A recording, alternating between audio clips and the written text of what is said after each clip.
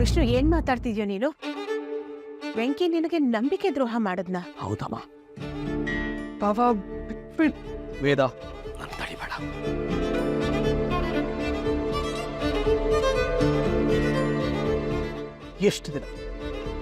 ಎಷ್ಟು ದಿನ ಸತ್ಯನ ಮುಚ್ಚಿಡಕ್ಕಾಗತ್ತೆ? ಯಾವತ್ತಾದ್ರೂ ಒಂದಿನ ಅಪ್ಪ ಸತ್ಯ ಹೊರಗೆ ಬರ್ಲೇಬೇಕಲ್ವಾ? ಬರ್ಲೇಬೇಕು ತಾನೆ?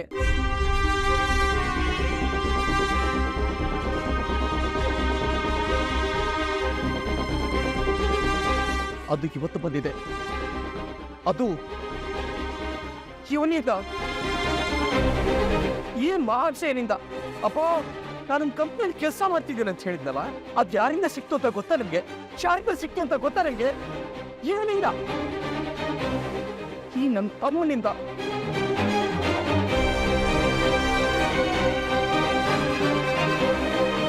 ಆದ್ರೆ ಆ ಕಂಪ್ನಿ ಓನರ್ ಯಾರು ಅಂತ ಕೇಳಿದ್ರೆ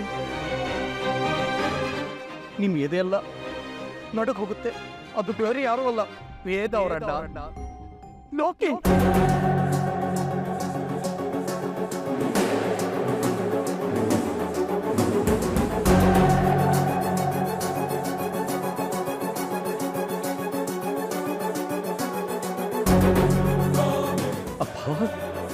ಅಲ್ವಾ ವಸ್ಸು, ನನ್ನ ಮಾತಿಗೂ ನಮ್ಮ ಯಜಮಾನ್ರು ದೇವ್ರು ಅಂತ ಹೊಗಳ್ತಾ ಇದ್ದಿದ್ದು ಬೇರೆ ಯಾರನ್ನೂ ಅಲ್ಲ, ಆ ವ್ಯಕ್ತಿನ.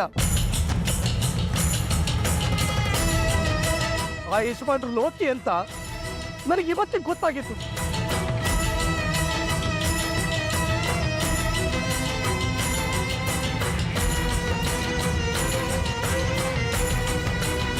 ಪರಿಹಾಸ ಅಂದ್ರೆ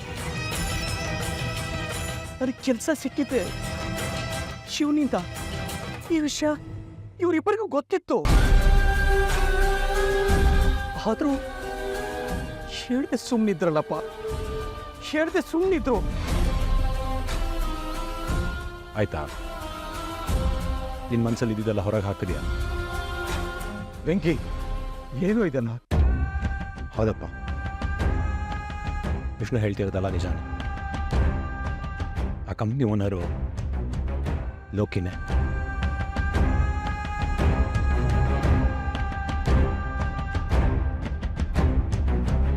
ಆದರೆ ನಾನು ಬೇಕು ಅಂತ ಈ ಕೆಲಸ ಮಾಡಲಿಲ್ಲ. ಯಾರೋ ಒಳ್ಳೆ ಕೆಲ್ಸ ಇದೆ, ನಿಮ್ಮ ಅಣ್ಣನ್ ಕೊಡ್ಸು ಅಂತ ಇವ್ರಿಗೆ ಹೇಳಿದ್ರು. ಅದನ್ನ ಪಾಪ ಇವ್ರು ನಂಬಿ ಬಾವನ್ಗೆ ಹೇಳಿದ್ರು ಅಷ್ಟೇ.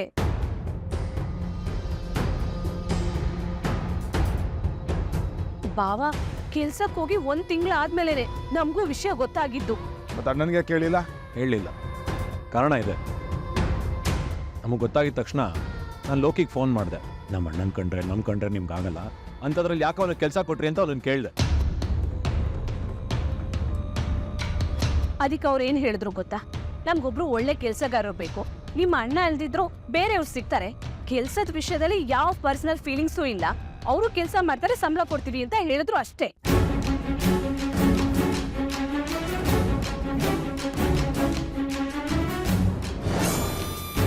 ಅಣ್ಣನೂ ಆರಾಮಾಗಿ ಕೆಲ್ಸಕ್ಕೆ ದಿನ ಹೋಗಿ ಬರ್ತಿದ್ದ, ಖುಷಿಯಾಗಿದ್ದ.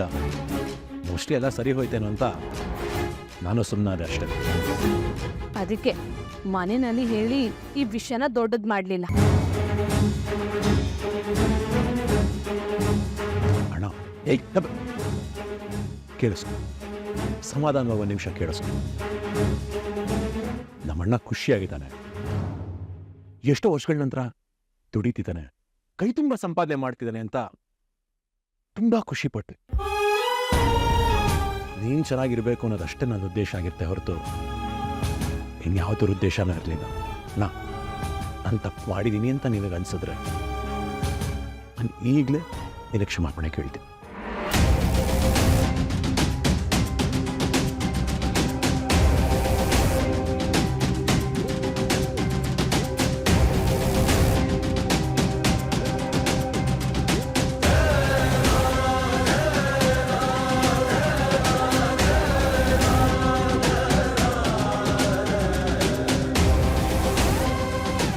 ಅಣ್ಣ, ನಾನು ತಿಳಿದು ತಪ್ಪು ಮಾಡಿಲ್ಲ, ತಿಳಿದೇನೋ ತಪ್ಪು ಮಾಡಿಲ್ಲ.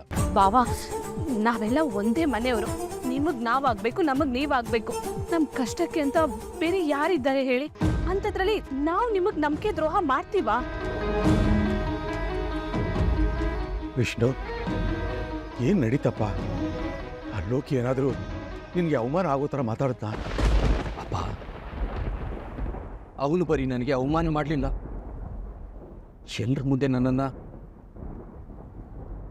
ಜೀವ ಸಮಾಧಿ ಮಾಡಿಬಿಟ್ಟ.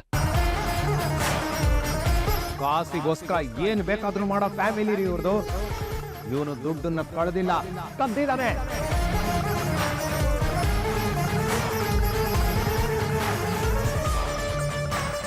ಹತ್ತು ಲಕ್ಷನ ನುಂಗಿ ನೀರು ಕುಡಿದು ಸಭ್ಯಂತರ ನಾಟಕ ಆಡ್ತಾ ಇದ್ಯಾ?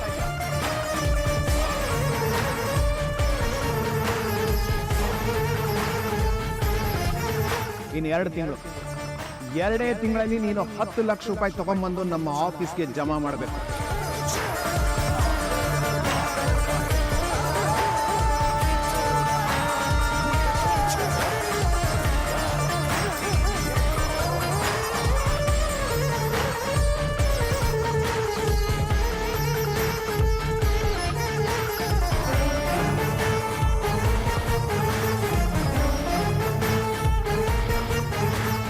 ನನ್ನನ್ನೇ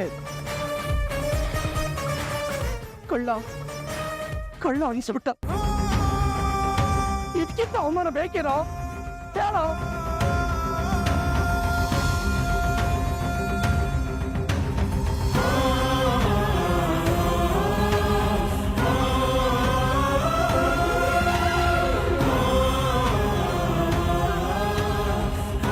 ನನ್ ಗಂಡ ಹೇಗಿರ್ಬೇಕು ಅಂತ ಹಗಲು ರಾತ್ರಿ ನನ್ ಕನಸು ಕಾಣ್ತಾ ಇದ್ನ. ಇವತ್ ನನ್ ಗಂಡ ಆ ತರ ಆಗೋಗ್ಬಿಟ್ಟಿದ್ದಾರೆ.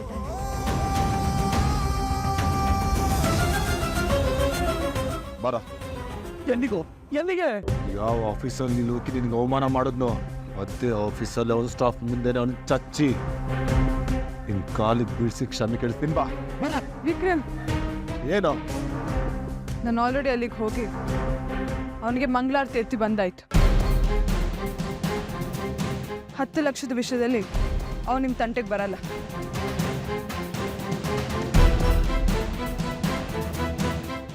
ನೋಡಿದ್ರ ಈ ಗೋಸುಂಬೆನ ಅಣ್ಣನ್ಗೆ ಅವಮಾನ ಆಗತ್ತೆ ಅಂದ ತಕ್ಷಣ ಹೇಗ್ ನೋಡ್ಕೊಂಡ್ ಬಂದ್ ತಡೀತಿದ್ದಾಳೆ.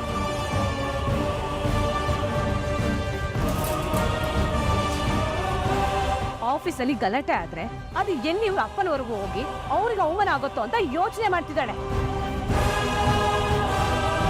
ಅದೇ ನಮ್ ಭಾವನ್ಗೆ ಏನೇ ಆದ್ರೂ ಅದೊಳಗ್ ಪರವಾಗಿಲ್ಲ ಅಲ್ವೇನೆ? ಬಾಯ್ಗೆ ಬಂದಾಗ ಏನೇನೋ ಮಾತಾಡ್ಬೇಡ ಅಕ್ಕ. ನೀನಾದೆ